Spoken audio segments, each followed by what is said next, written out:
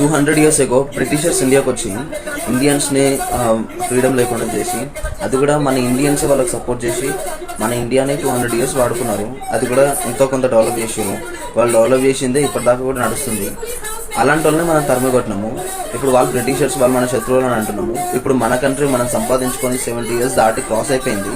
మన 70 years freedom వచ్చినాక కూడా ఈ రోజు ఇండియన్ స్టూడెంట్స్ రోడ్డు మీదకి వచ్చి కొట్లాడే అన్వేషణ వచ్చింది అని అంటే మన సిస్టమ్ ఎట్లుందో అర్థం చేసుకోండి.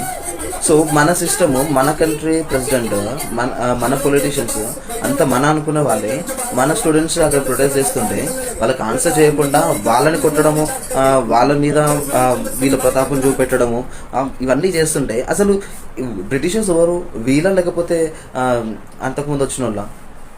అసలు ఏంది? మన వాళ్ళని మనం చంపుకుంటే వచ్చే లాభం ఏంది? మన చూడండి, ఆడు కాలు పగిలిపోయింది ఒకడికి, అంత దారుణంగా కొడుతున్నారు, ఇంత దారుణంగా ఆ పీస్ఫుల్ ప్రొటెస్ట్ని ఇంత దారుణంగా చేస్తున్నారు.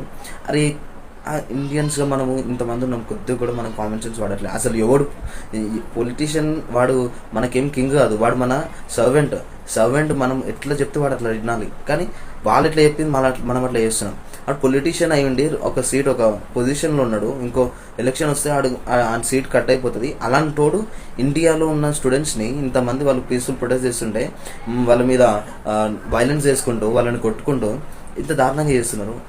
ఇదేనా మనం కోరుకోవాల్సిన ఫ్రీడమ్? ఇదేనా మనము 70 years బ్యాక్ తెచ్చుకున్న ఫ్రీడమ్? ఇదేనా మనం 70 years బ్యాక్ మన తాతలు ముత్తాతలు మన కావాలనుకున్న ఫ్రీడమ్? ఇదేనా ఎడ్యుకేషన్ సిస్టమ్ మన 70 years బ్యాక్ మనం కావాలనుకున్నది? So totally trash. మన దీనికి ఎవరికి వాడి స్టైల్లో చెప్తేనే వింటారు.